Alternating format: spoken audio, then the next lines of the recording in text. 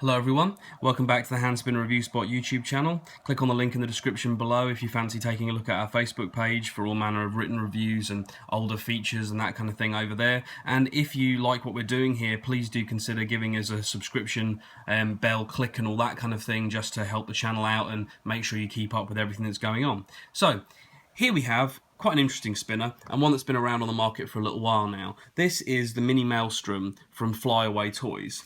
FlyAway Toys are an interesting brand. They've been around since relatively early on in the spinner scene, and they had their Falcon-bodied spinner, which people used to put R188 bearings and all sorts in pretty early stages. Now, this one has been quite a big seller for them, at least I think it has, because you see them around quite a lot, and it's quite a unique design. So before we get into all the details on this, let's have a quick look at it in comparison with some others. So we'll stick another tri-style spinner in there. That's the Turnian from NTO. There's a stubby there from Rotorblade. Put the bow tie from United Machining.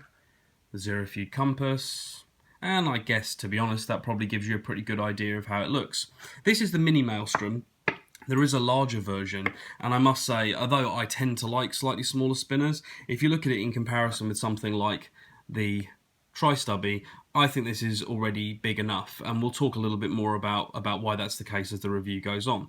So, what do we have here? Well, this is a really interesting spinner in terms of how it's made, and I've always quite liked that. As you can see, it's one of those unusual and rare spinners in the sense that it's not symmetrical from one side to the other.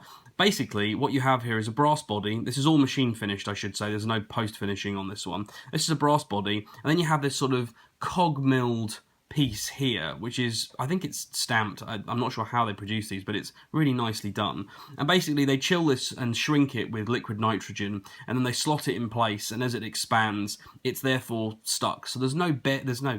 There's no adhesive or anything else in here. It's just held there as a pressure fit, and I've never heard about anyone being able to get one of these out with any ease, or one of them coming out for any reason. It's solidly in there. So you've got brass, and then you've got this stainless steel sort of interior cog piece.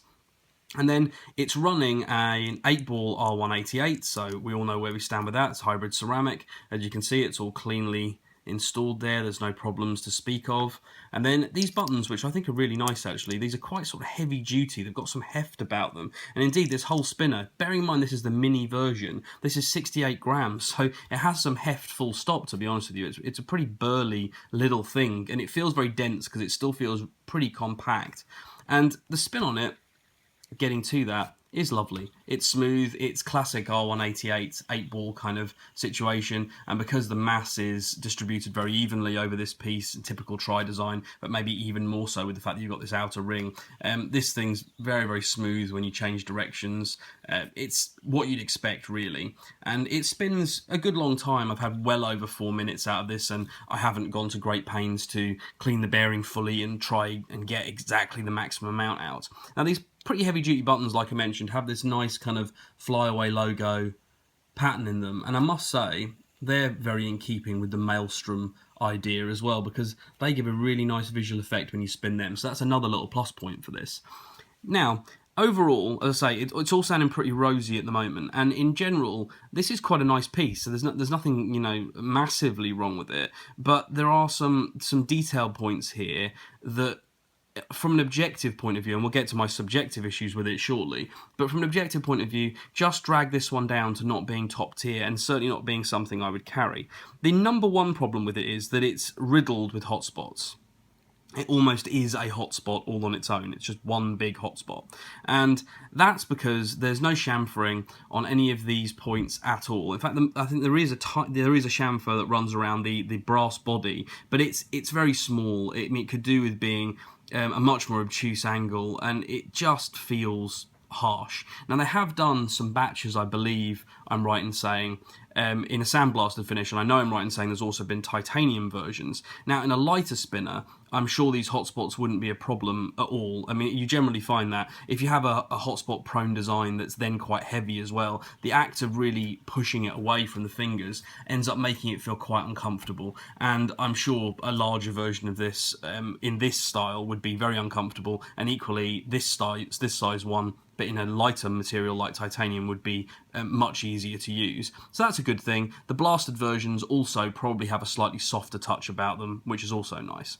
The other thing that I'm not a huge fan of, which again sits with the ergonomics, is the fact that your finger ends up in this kind of divot here, and you're pushing away and you end up, your finger's not quite pushing on this part of the body here, and it's not quite pushing on this. It just feels a little bit like a launch doesn't really know where it wants to be. And then when you go to reverse launch it, you end up with that aforementioned hotspot problem, the fact that it seems to dig in a little bit. It's just not the most comfortable of spinners.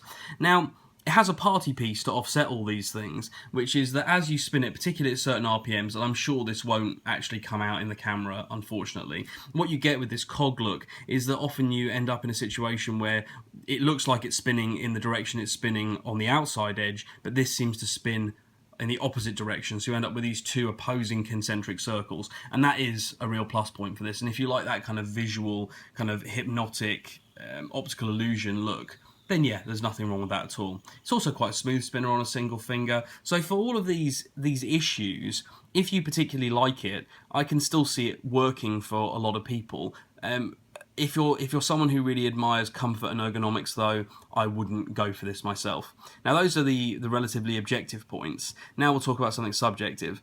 I just don't find this spinner particularly attractive. And that's kind of a pointless comment to make, because you might completely disagree, you might absolutely love it, and that's great. But for me, I wouldn't carry this because I just don't particularly like the look of the design. It looks a bit clunky and cumbersome to me, and there are other things within the FlyAway toys line that I would pick over it. That said, it's not a bad piece of work at all, and as a functional spinner, it's still decent. So, there you go. The mixed bag for me, but interesting nonetheless. The mini Maelstrom in brass and stainless steel from FlyAway Toys. Thank you very much, guys. Catch you at the next video. Take care. Bye-bye.